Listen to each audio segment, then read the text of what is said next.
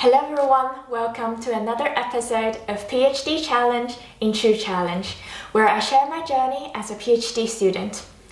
I started my PhD around a month ago and I asked for some general advices from seniors in academia. I'm really thankful for these tips, so I made this video to remind myself and hopefully it can also help other PhD beginners. Let's get started.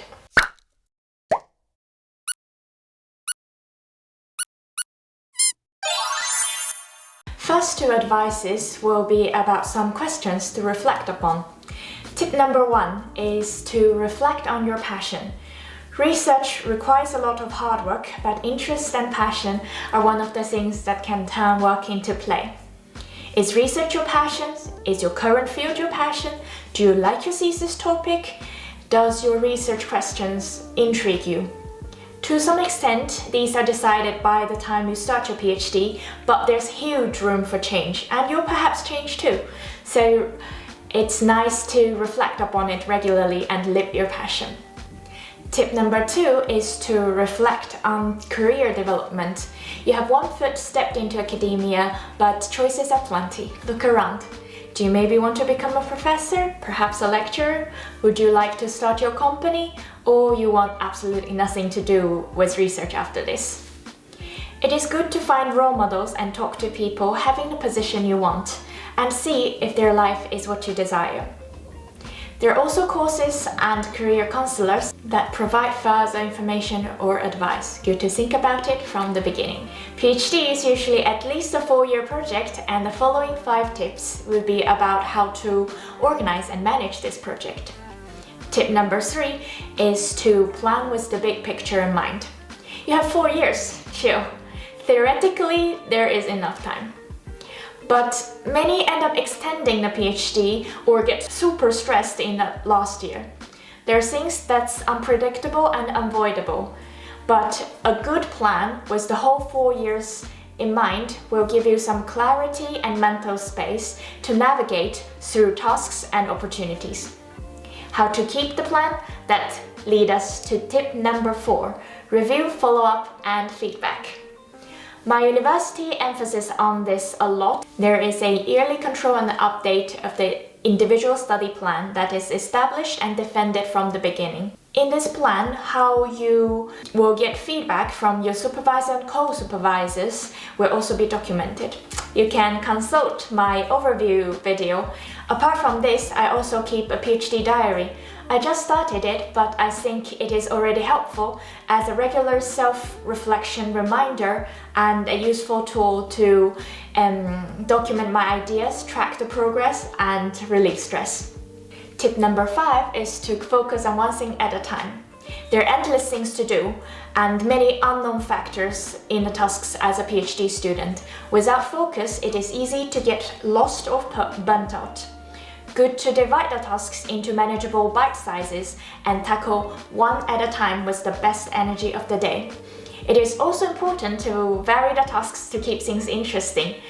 I mean, if I write all the time, I get fed up, but if I do some analysis and coding in between, I can have fun writing again. Variety is the spice of life. In order to have focus, here comes tip number 6. Learn to prioritize and say no. There are many exciting projects to take part in. It is tempting to say yes to everything, but I have been deeply annoyed by people overpromise and underdeliver. So I'm trying my best not to do the same. I guess it takes some practice to identify priority and some courage to say no to the rest. Tip number 8 is to document everything. Apart from the notes, analysis, coding, and manuscript drafts, which is like the usual research documentation, it is also important to document conferences you attend, teaching roles and hours, study visits, journal club. You may need this information when you apply for certain things or certain positions later in your career. The last 8 tips will be oriented to research knowledge and development. Tip number 8, know your field. Who's the current active researchers in your field? What are the important publications? Which journals are good, both for getting information and for your future publications? How have the field developed and in which direction is it developing? What are the up-to-date methods used? It is good to build knowledge and information little by little from start. Tip number 9. Learning outside the classroom. Courses are usually the focus of students, and it is great for PhD students to take the obligatory courses as soon as possible. But learning can be in many forms, and courses may not be the most effective at the PhD level. Doing research projects, collaborating in different projects, and teaching could be more efficient alternatives. Tip number 10. Always ask for questions. The nature of research is that one question will lead to some 10 more questions. Don't hold it to yourself. Ask and discuss about them. There is absolutely no stupid question. But it can be hard to ask the questions at the very moment. Here comes our tip number 11. Follow up with an email. If you met some researchers and part of your interaction made you curious about certain things, write a follow-up email. You'll probably get a reply, have some meaningful discussion, or even establish further collaboration. Tip number 12. Write in quantity, publish in quality. Writing is one of the most important skills for a PhD student, as publication is your main product. As other skills, training is the way to improve. Take every opportunity you have to write and pick your best writing and, of course, analysis to strive for high-quality publications. Tip number 13. Apply for grants. PhD is the best time of research, as the PhD students don't have the pressure and obligation to get research money. But it is good to apply for grants as well. Money creates possibility and choice. You can go to any conference you want, exchange, or do side projects if you have your own research money. In addition, it is a good practice. If you want to continue in academia, applying for grants will be your life. You can see if you like it from early on.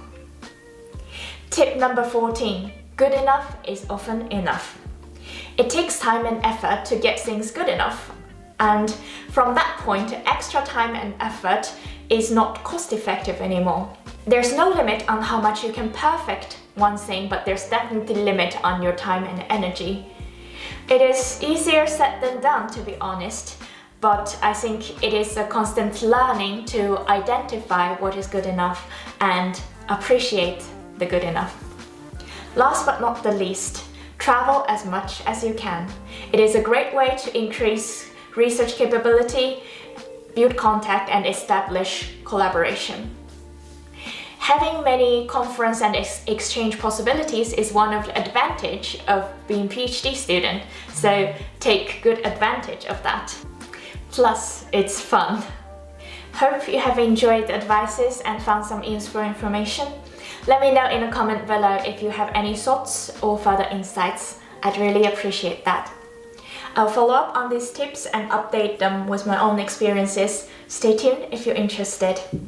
Thank you so much for watching. Hope to see you in the next challenge.